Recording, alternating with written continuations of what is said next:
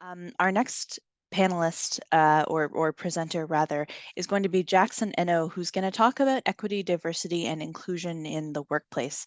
I'll just give Jackson a little bit of an introduction now. Jackson is the Diversity, Equity, and Inclusion Program Manager for PRUDE Inc., which is based in St. John.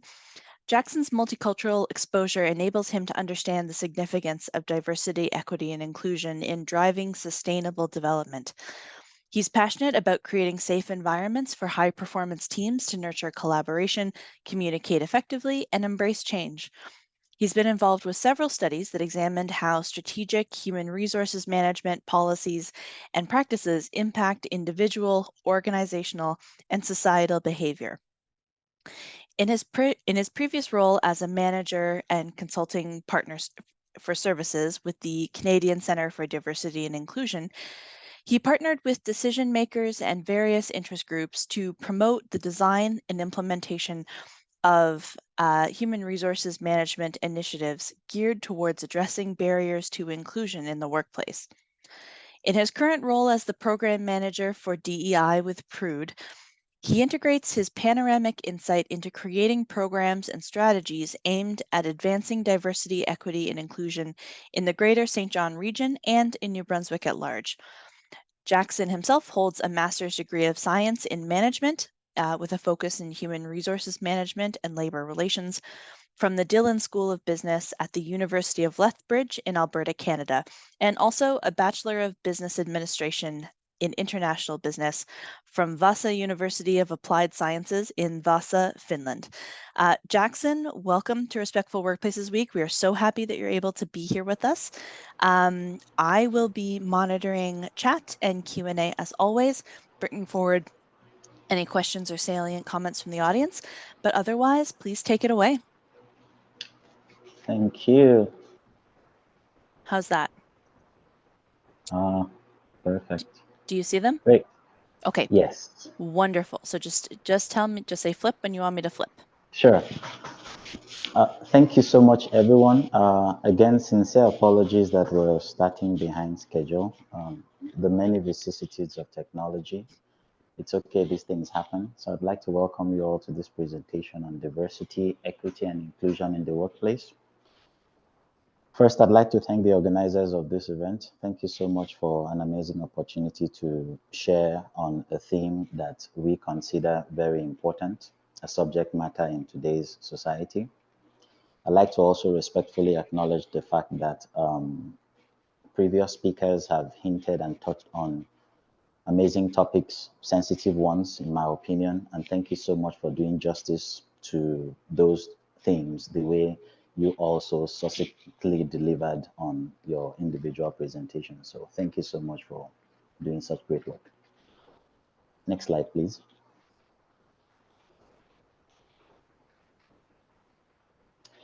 Again, my name is Jackson Enoh. I'm the program manager.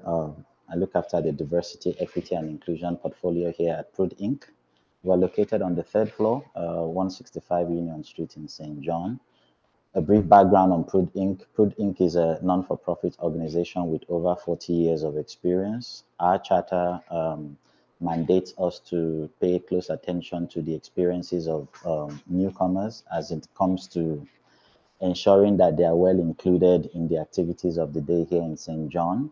Our core pillars would revolve around consulting, education, and providing training on not just diversity, equity, and inclusion, but community engagement activities that help to ensure that individuals are not only attracted to St. John or the greater St. John region, but also have the willingness to stay here when they move over to St. John. So this is something we have been doing for over 40 years, and we continue to do so. Next slide, please. I'd like to acknowledge the fact that I'm reaching you live from the traditional lands of the unceded territory of the Mi'kmaq, the Wolastoqiyik, and the Passamaquoddy peoples. I consider this as my own contribution towards the truth and reconciliation efforts, and I pay my respects to those from the past, present, and the future as custodians of the land. Next slide, please. The primary objective of our brief discourse this afternoon would just be to equip participants with the tools that it takes to navigate significant inequities to inclusion and acceptance in the workplace. When we have the opportunity to deliver such presentations in person, we often like to elaborate the fact that it's a largely collaborative process. So Jackson is not going to be doing all the talking. Hopefully we can have an opportunity to like hear back also from members of the audience, and we're looking forward to those meaningful deliberations. Thank you. Next slide, please. As a form of pre-test, let's just start by asking people their own understanding of the following terms. For example, I know you've heard lots being said today in the course of this week on diversity, equity, inclusion, and intersectionality. So I may not want to belabor that aspect, but again, in the course of this conversation, please just keep in mind that the bulk of what I'll be talking about, the bulk we'll be discussing of what we'll be discussing this afternoon will revolve around these terms. Next slide, please. When we speak on diversity, essentially we're talking about differences between people. And there is a need to clarify here that in speaking to diversity, diversity could be inherent or acquired. Inherent simply means it's something we're born with, it's innate, it's there. Acquired means as a virtue of like exposure, educational experience, traveling, religious beliefs, for example. These are some things that could be acquired based on what we call our lived experiences. I always like to summarize this particular slide by letting participants know that diversity is a fact. It's here to stay. There's actually nothing anybody can do about it. Next slide, please. This slide actually outlines the various dimensions of diversity. There are several. I just chose to like focus on these core ones in my own opinion that are relevant to this conversation this afternoon. Thank you. So when we speak on equity, equity has to do with the quality of being fair and impartial. Viewing equity from a diversity and inclusion perspective is always necessary to recognize that we're talking about access to opportunities that is proportional to each stakeholder's needs. It's not a general blanket that you just throw over everybody and say it has to be applicable to everyone. No, I try to summarize by saying equity usually pays attention to the customized needs of stakeholders that are involved within a particular system or organization. There is always need for me to emphasize, oftentimes in this job, we find that people misconstrue the term equity and equality. So from the beginning, let's just be clear, equity is not the same thing as equality. The next slide will do justice to helping us explain the differences between these particular concepts. Next slide, please. So if you look at this amazing image, I'm grateful to who came up with this. This so marvelously captures the summary of what it is that I've said so far. So when we look at the diagram to the right on equity, you'll notice we have three individuals that are trying to have a nice view of a baseball game. Now there are individuals that have different height. One would be have more height advantage compared to the others. In speaking of equality, equality in helping us to understand the concept of equality when it comes to diversity, equity, and inclusion. Equality would mean that we're throwing the same opportunities to everyone, regardless of their individual differences or what we're going to talk about later on the subject of intersectionality. Equity, on the other hand, helps us to understand that there is a need to customize opportunities. So you notice the diagram on the right, you have like two blocks that will help the shortest person to like have a clearer view to also gain advantage into observing what's going on the pitch, as opposed to what you have on the left that just provides equal, same height kind of stools or an opportunity for them to like see. It does not serve the purpose of everyone. We often encourage employers, decision makers, and policy makers to always keep this at the back of their minds when designing policies or implementing policies or paying attention to the nuances of the conversations that exist in society. There is always a need to decipher and distinguish that equality does not mean equity. Next line, please. Thank you. When it comes to inclusion, we're talking about a sense of creating this kind of belonging. Everybody has this perspective that they have a sense of belonging. Inclusion necessarily means that everyone within that system feels welcome to participate and contribute. Emphasis on the word participate and contribute. So it's not just I'm present there, but I should have a voice. My voice should be heard. My voice should be valued. My voice should be respected. I would often say here at this juncture that there is no true inclusion without diversity. And when we speak on diversity, we're not talking about the same kind. Diversity within the confines of our understanding of DEI has to do with heterogeneity as opposed to homogeneity. So you cannot have one of the same and just say because we have 10,000 of one of the same kind that it's diversity. No. For it to qualify as diversity, it must be various kinds. Then when we speak of the concept of inclusion, there has to be a particular attention paid to the heterogeneity of the system or the members that constitute a particular system. I always like to say that inclusion, it's a choice. It requires intentional effort. It's deliberate. It also means that you may want to fold up your sleeves and swim up against the tides because sometimes people view it as something that is daunting, but it's very, very doable. So at the back of our minds, let's keep that. While diversity is a fact, inclusion is always a choice. And it behooves the individuals that run an organization to take a step back to see whether it's something that they want to do and ask themselves why they want to make their environments more inclusive for all stakeholders. Next slide, please.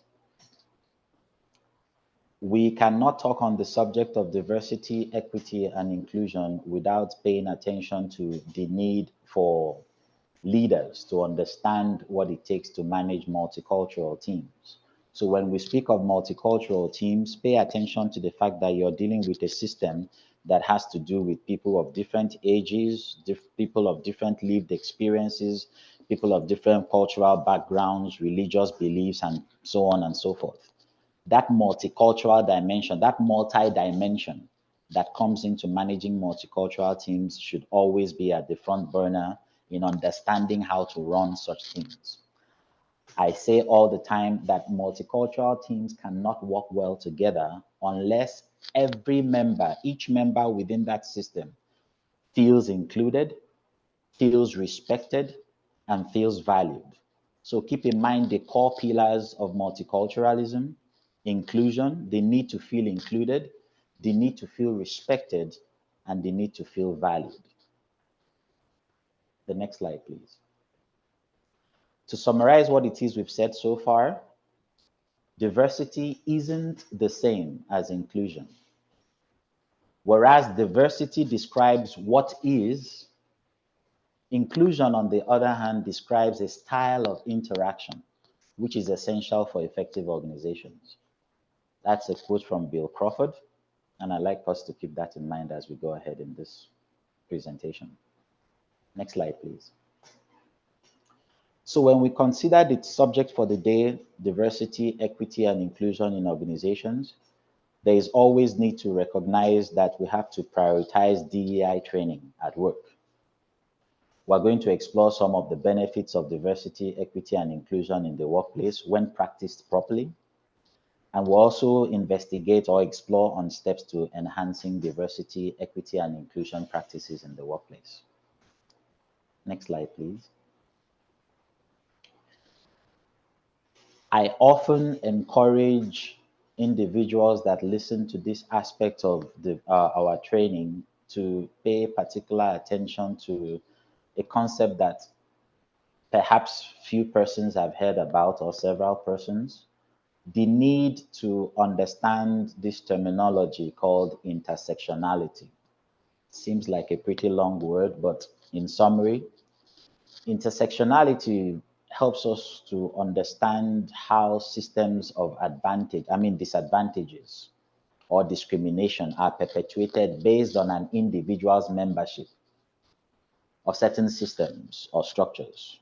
I'll give you an example. So if A single mother with 4 kids has a different set of challenges just by being a single mom of 4 kids. Let's make it more complicated a bit. Make that single mother a person of color. So now we've brought in the individual's racial background, for example. So now we're talking about not just a single mom with 4 kids, but a single mom with 4 kids who is also a person of color. Let's make it a bit more complicated. Let's add to the fact that this single mom with 4 kids, who is also a person of color, happens to identify as an individual living with a disability. Now, notice the more I introduce variables into the mix, the more complicated it becomes for this individual who we started by saying was just a single mom of a certain number of kids to access certain things within society. Chances are excellent that the more we introduce other variables peculiar to this individual into the mix, there are certain systems that could pose to be discriminatory or a disadvantage to the individual. There is always a need for us to understand that when we're dealing with intersectionality. So just because a colleague shows up at work on a Monday morning or any other day doesn't mean that's the same individual you saw on a Friday. Anything could have happened. Now, depending on that individual's background, how they think, depending on their exposure in terms of education or whatever, lifestyles, lived experiences, the mere fact that they carry membership within all these other platforms or areas of social interest could pose to be a negative thing for them just by the fact that they belong to those other groups. So there is need to pay attention to that when we're looking at intersectionality. The next slide will help me explain that in more detail. So when we think of culture, we all understand that culture, like persons, is highly dynamic. So people keep moving, culture changes, people evolve, culture evolves. But when you meet a person, there are aspects of culture. Remember when we talked about diversity, we talked about the inherent diversity and of course the one that is acquired. Now, the inherent diversity may be the ones that we see. So view this like the iceberg, for example. When you look at the line of visibility and you want to consider an iceberg, there is a portion of the iceberg that is submerged that you can't see. We say it's invisible. There is an aspect that is above the sea level that becomes visible. I don't know how clear this image is for all to see. You would notice some parameters that have a line there that are visible above the water surface, like an individual's skin color, an individual's race, the person's gender or age, for example. Nationality, sometimes you can be lucky to like catch that. So when you see a human being, you can readily tell, is this person black, or is this person white, or is this person tall or short? These are visible things that you can see. However, there are other aspects of that individual that you will not see on the surface. These are aspects we refer to those beneath the line of visibility, things like the individual skills, competencies, perspectives, viewpoints, educational qualification, for example, the number of languages they can speak, their learning styles or their leadership styles. When we fail to pay attention to the fact that for every human being we meet, there are aspects of them we can't see until we engage them in meaningful conversations, chances are excellent that we allow what we call our unconscious biases to step in and allow us evaluate or assess individuals on the mere necessities of what's visible to the naked eye. We caution against such practices in diversity, equity, and inclusion, especially when it has to do with a multicultural workspace. So in managing multicultural employees or individuals and stakeholders from various backgrounds, there is always a need to pay attention to this cultural identity iceberg in helping us to understand how these intersectionalities merge to impact decision-making, to influence perspectives, to influence insight. Why do people think the way they do? Why do people behave the way they do? Why do people communicate the way they do? Leaders of thoughts, change makers, community stakeholders are always drawn to this particular concept. The need to pay attention to understanding intersectionality and how that plays out in society, in how we relate with one another, in how we communicate with one another, in how we collaborate as team members with one another in the workplace. So please keep in mind intersectionality. Next slide, please. In building on intersectionality, it will help us to appreciate the depth and scope of the need to embrace intercultural competency. The conversation on diversity, equity, and inclusion is incomplete without paying attention to this concept of intercultural competency. I will not want to belabor the subject because previous speakers have dwelt more on this, and quite frankly, they have done such a remarkable job in explaining that concept to our understanding. I'll just summarize by saying that it's the capability to understand and adapt behavior to cultural difference and commonality. So keep in mind, in addition to intersectionality, there is also need to embrace intercultural competency as we engage in conversations that surround diversity, equity, and inclusion. Next slide, please. Companies and organizations today the world over, in bearing in mind that the world has become a global village, there is need for people to streamline processes and recognize that talents today have been outsourced from one country to the other. In embracing the ideals of knowing that labor could be cheaper on one side of the world compared to the other, how do we ensure harmony and synergy within teams that have members coming from various kind of cultural backgrounds? There is a need to enhance the intercultural competency of not just the organization, but also the team. This is where managers who lead multicultural teams should equip themselves with the skill sets to recognize how to navigate conversations which could be highly polarizing. We often encourage that some steps that you can take in enhancing intercultural competency within not just your team, but as your organization as a whole and society at large, would be the need to explore depolarization techniques. Fancy the fact that as a virtue of our individual perspectives and viewpoints, people see things differently. In bridging the gap that culture has created, and it's not a bad thing, in diversity, equity, and inclusion, we always encourage the need for us to highlight differences, not hide them. Highlighting differences is the key, as opposed to trying to sweep things under the rug like they don't exist. We are all different. There is a need to celebrate those differences and bring those differences to bear in the light, as opposed to trying to hide them. In celebrating those differences, we can learn to capitalize and maximize strengths by pooling together resources in terms of how we leverage on one another's expertise or strengths, as the case may be. So there's always a need to pay attention to those depolarization techniques. One way to do so is to explore the capacity to groom our intercultural communication skills, find out what it means to communicate in a language or in a culture that is more than yours. There are several steps to doing so. The first thing I always tell people, start by assessing yourself. And this is not something you do once and end. It's something that is continuous. So there's always a need for continuous self-assessment.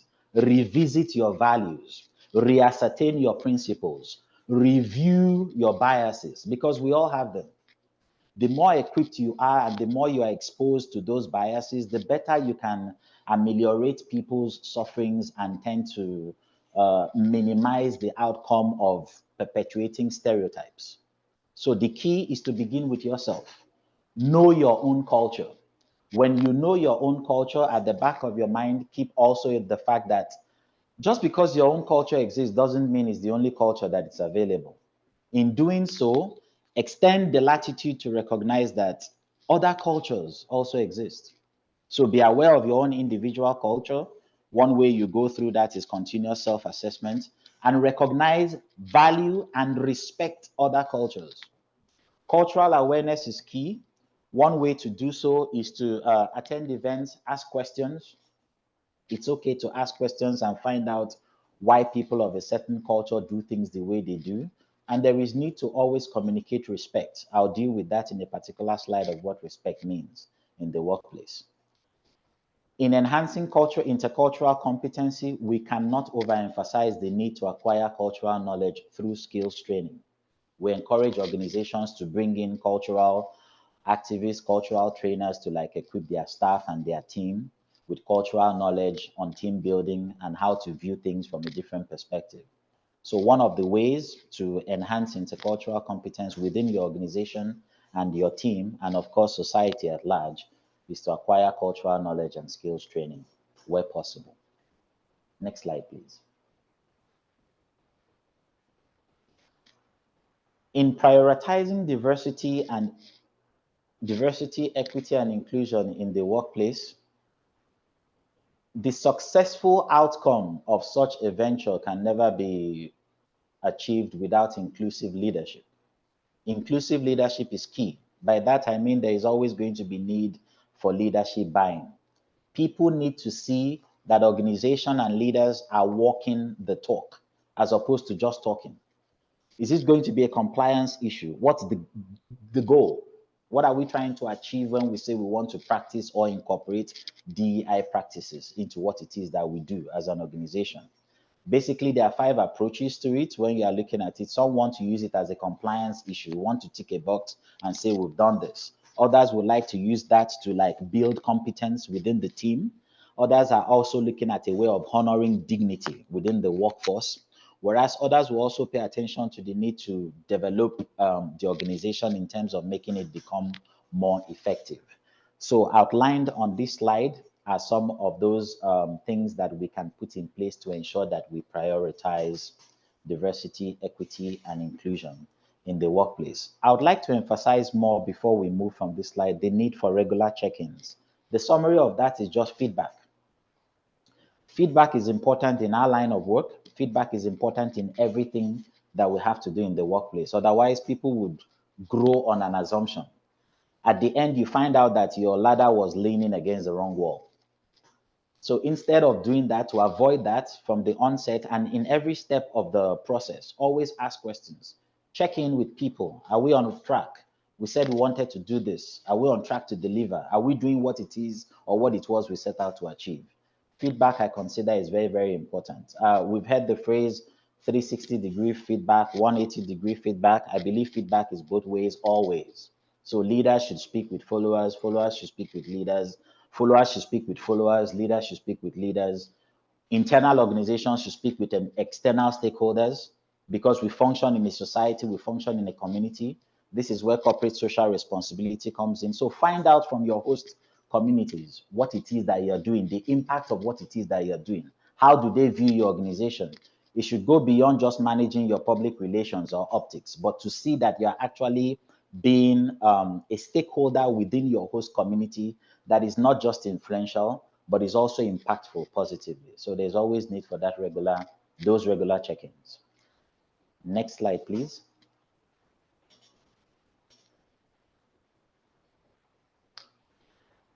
In understanding diversity, equity, and inclusion in the workplace, one of the benefits of doing so would be encouraging respect and belonging. I touched on the need for sensitivity training, cultural sensitivity training. There is always a need to nurture safe spaces. Lots of speakers before me have spoken on this. Emotional intelligence, intentional inclusion. I mentioned this when I talked about inclusive leadership as well. And then there is always the need to express appreciation. I think in my line of work, this is something that you cannot overemphasize. Something as simple as a gratitude. We tell people, we have found in our line of work that stakeholder engagement is often impacted because people don't know that what it is they do is seen and valued within the organization. There is always a need to express appreciation and show gratitude. A simple thank you, a simple celebrating something like a staff's birthday or marriage anniversary or a milestone achievement could go a long way towards changing the perspective of stakeholders as regards how they view their organization or employer. So there's always a need to like pay attention to expressing appreciation, not just from managers or from leaders to employees, but also amongst the team. When people do a good job, say it, publish it on your website. Let them feel that sense of belonging, that what they are doing or what they bring to the table is valued, is respected, and is seen. So expressing appreciation is very important in our line of work as well. We encourage organizations to do so. The next slide, please. I did mention earlier that among the three pillars of helping to manage or understanding how to manage multicultural teams, just as a recap, we're talking about that everyone must feel included, everyone must feel valued, and everyone must feel respected. Now, it begs the question, what does respect mean? Because what respect means to me as a person might be completely different from what respect means to another person, especially in a scenario where you're dealing with individuals that come from various backgrounds. There is need to embrace an understanding that places a common knowledge, a common platform where the shared knowledge is understood in such a way that everyone is reading from the same page where possible. So bear in mind that when it comes to the workplace, respect means different things to different people. More often, respect actually delves more on the receiver's perception of their self-worth. What do I mean by that? If I say I respect a colleague of mine, and I come home celebrating the fact that I respected someone at work, if that other individual goes home not feeling respected, then I've lost that purpose of like telling myself, I deceived myself saying that I was respecting that person. One way to help clarify things is always to ask questions, never assume. So keep in mind that when we're thinking of respect in the workplace, number one, it means different things to different people. And it's more about the receiver's perception of their self-worth, not what it is you are giving out. It brings to mind the need to also understand the concept of, I know most of us have heard of the golden rule from the platinum rule. So when it comes to the golden rule, it's all about treating people how you want to be treated. But the platinum rule, which is what we emphasize in diversity, equity, and inclusion, is more about treating the other person how they want to be treated. So it's more like the other-centered approach as opposed to the me, myself-centered approach. Empathy is always necessary, putting yourself in the other person's shoes to understand and evaluate what respect means in the workplace.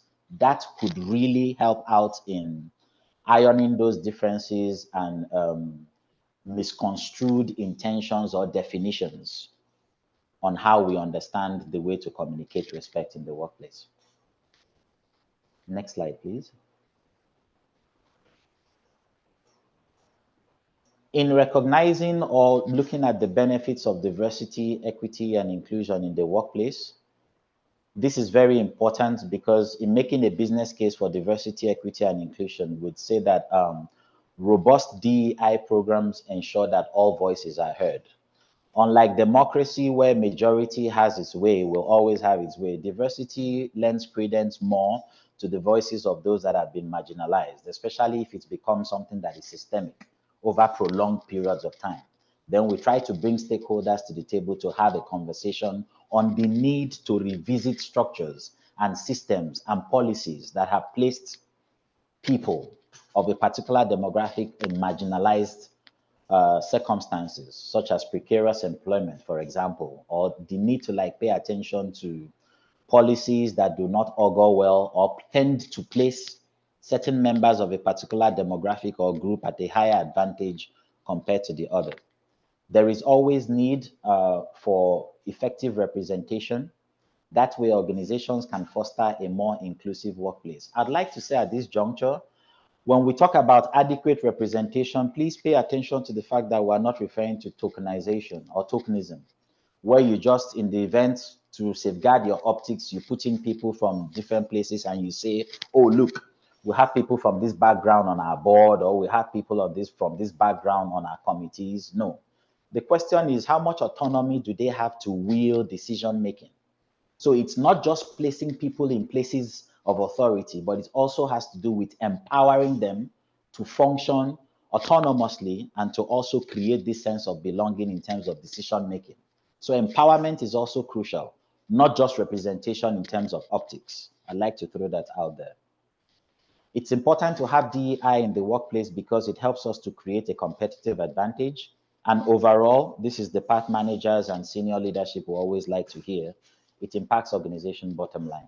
everywhere because it enhances organizational effectiveness, it boosts morale amongst employees and stakeholders, and of course, that will always pan out in terms of job delivery, job satisfaction, and productivity levels.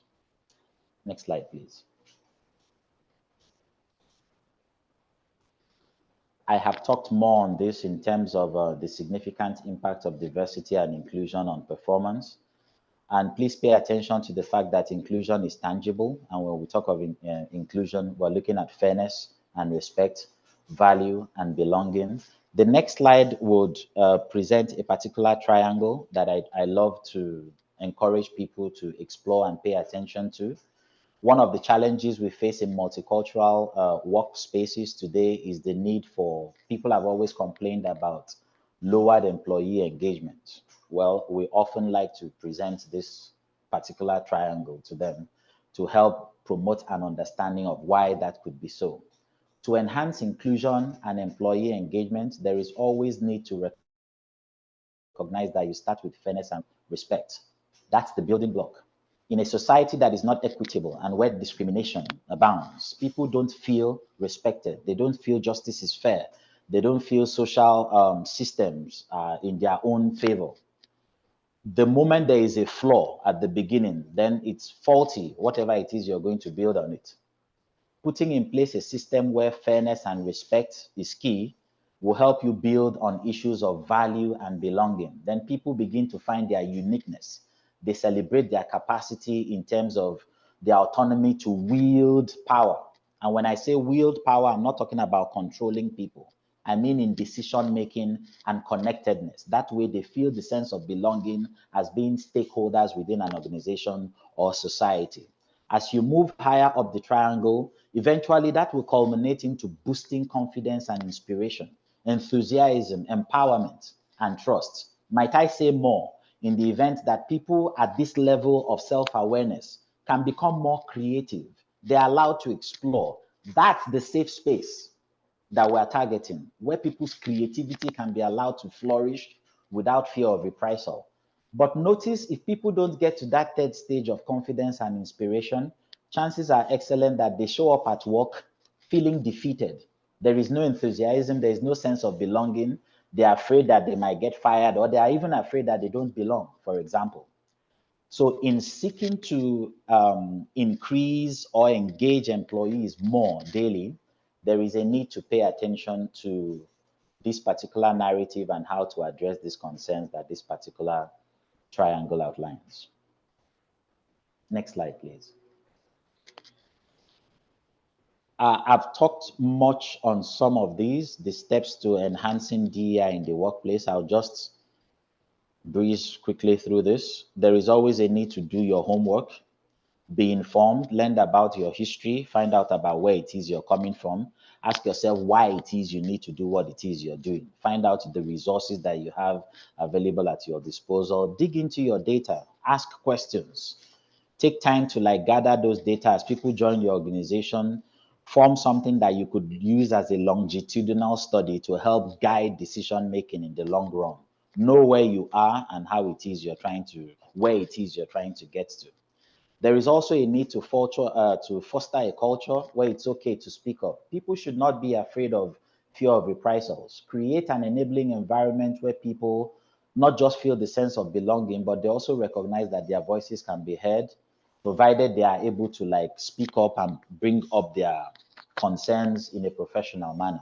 We all have blind spots, and so there is always a need to listen to the other person. Active listening is important in fostering a culture where everyone finds it okay to speak up.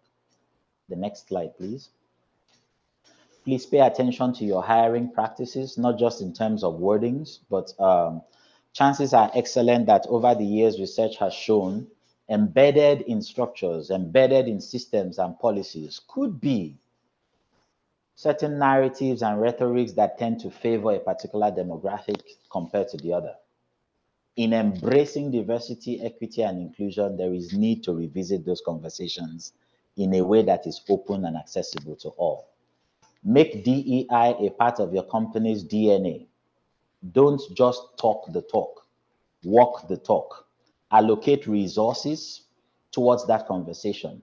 Show that it's become a culture within the organization. It's something we are here to do. It's something that is here to stay. Show your commitment to that conversation. Provide resources and accessibility, and always practice allyship. Next slide, please. Creating intentional onboarding programs will be tied to hiring practices. Again, having employee resource groups, for example, would largely depend on the size of the organization. So this may not be something that could be practiced by all organizations, especially depending on size. But where possible, we encourage the need for individuals to have employee resource groups. Now, I need to say, employee resource groups should not be allowed to function in silos. The mandate in themselves in forming these groups should be tied to the overall vision or mission and strategy of the organization.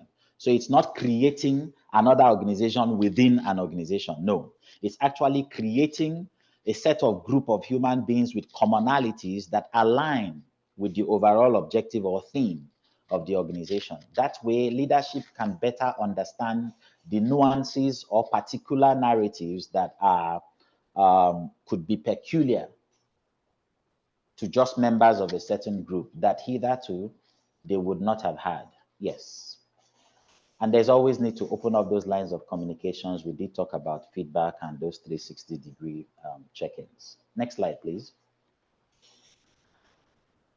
It would not be complete for us to have this conversation without recognizing that not everybody would welcome DEI in the workspace. You will always have pushback, and it's important to be prepared.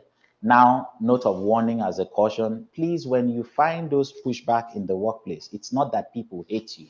It's not that people dislike you. Chances are excellent that they are not properly aware or educated or enlightened in terms of having access to the kind of information that we as professionals have. So when we go into an organization, we have it at the back of our mind that chances are excellent we could experience pushback. And in summary, I'm going to look at the 3 kinds of pushback that you're likely to encounter when you're looking at DEI in the workplace. Next slide, please. I would skip this slide. Thank you. So in categorizing pushback to DEI, basically it's likely to occur in 3 forms: denial, disengagement, and derailment. In summarizing this presentation, I will explore each of them and explain what it would look like, so we're all aware of it when we encounter them in the workplace. The next slide, please. So when you see denial, it often occurs you hear sentences like, I don't see color, or I'm colorblind. Denial is actually a failure to acknowledge the existence of social or racial or ethnic hierarchies. These people actually fail to see DEI or issues related to diversity, equity, and inclusion as a problem.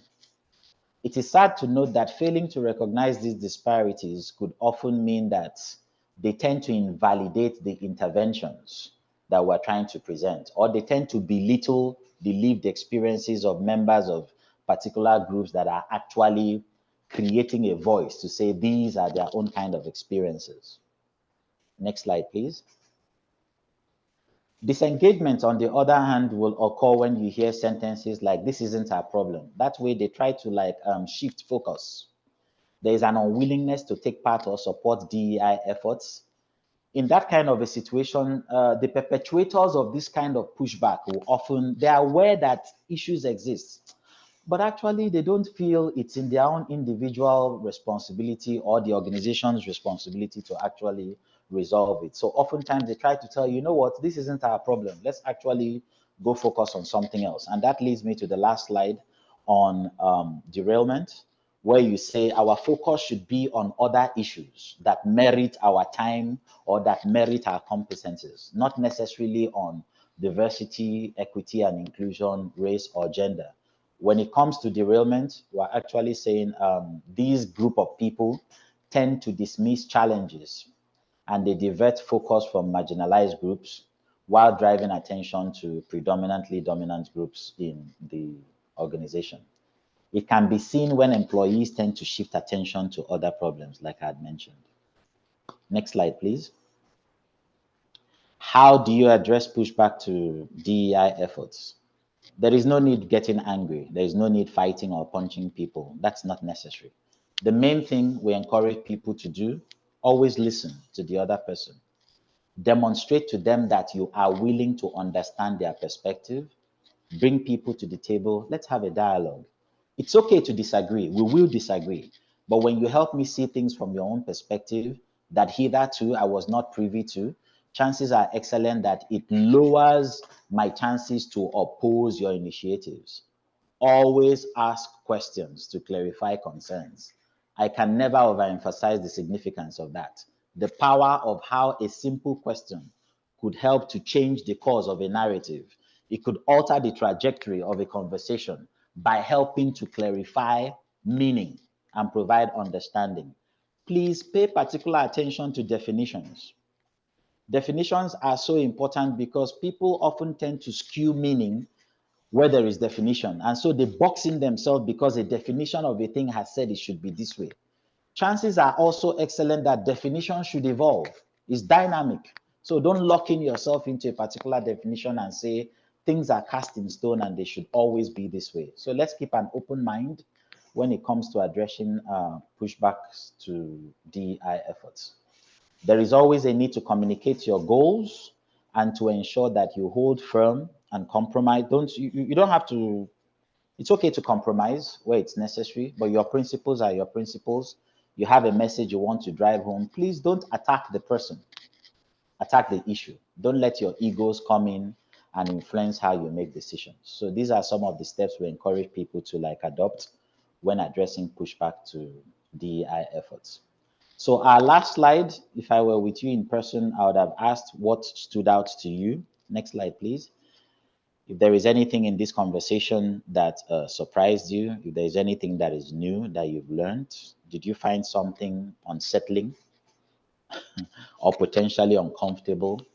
And there is always the need, I like to close this presentation by calling us to an action point. There is always a need to recognize that we are the change agents. Please do not wait for the government. Change begins with you. Don't be a standby. Don't be a passerby. When you see something wrong, please speak up and do so the right way. There are channels to conflict resolutions. There are channels to complaint management. Follow due process. But please, by all means necessary, be the change agents that we are. So going forward, think about the things that you're going to do differently in taking the conversations that we've heard from all the presenters in the course of this week to make the workplace a safer, a more psychologically adaptable environment where all stakeholders can thrive and enjoy participating in what it is that they have signed up to do. Chances are excellent that when we can nurture those safe spaces, we as individuals and stakeholders within organization and society at large will become the better for it. So it is on that note, I'd like to say thank you to everyone for taking the time to listen to this presentation. At this juncture, I will throw the floor open to entertaining questions. Thank you. Thank you, Jackson. That was great. We do have one question from the audience that I want to make sure we get to. We only have about 2 minutes left before we need to change over, but here it is. When attempting to dig into an organization's data or gather continuous diversity metrics, is there a risk of causing further division by attempting to place individuals in specific categories? And do you have any suggestions on ways to gather metrics in a way that is intersectional? So confidentiality comes in. That's one. In gathering data, there is a need to keep everything confidential. So try not to expose or divulge information, personal information. People will not like that. So nurture that environment where people can trust you enough to like self-identify. Self-identification is important. Two, you don't force people to give data. You don't impose things on people. Encourage them to recognize that participating or taking part in a survey or a venture is something that will add to the collective benefit of the organization. That's two. There is always no time to that. The sooner you do so, the better. But get expertise in terms of helping you to guide on the framework of gathering this data and how you interpret it. I always encourage longitudinal data is better. A snapshot view may not give you a holistic picture and may not tell the whole story. Then I think the last question was about how you divide people into groups. I don't think that's actually the way we should look at it. Again, it depends so much on the goals and objectives of the organization. What is it that you're trying to achieve, and how do you go about actualizing that? But in the event you still have more questions, please feel free to reach out to me. My contact details are on the last slide there, and we could take it on from there. I'll be glad to address those concerns. Great. That's perfect, because the very last question that just snuck in was about whether there are any specific resources you would suggest for enhancing intercultural competency. That we can talk about in person. Sure. Totally. Yeah, sure. Please, if you could just pass on my details in terms of emails. I'm trying to be respectful of every other person's time schedule here. That way, I'll be So as professional as possible. we have a But I'll be line. glad to attend to those concerns. Yes. Our next presenter hasn't actually joined us online yet, so if you would like to say anything about that now, you're welcome to. Alternately, I have just dropped your email address into the chat box for everybody, so everyone can feel free to reach out to Jackson if that would be helpful. Oh, there's Bishak. Okay, then I'm going to take this opportunity to say thank you so much once more, Jackson. That was fascinating. Really, some of the last content you went over has really, I think, will stick with me. It's so helpful to have a framework and some language for the types of resistance you might find, and some clear, really grounded, really compassionate, and really savvy advice for what to do in those situations. So thank you so much for being here with us. That all of that was just an absolutely excellent addition to the day. Thank you, Michelle. And thank you so much, everyone. Thanks. We'll talk to you again. Sure. Bye. And on that note, I see that our next presenter has been able to log on. We're going to roll pretty seamlessly into our next presentation.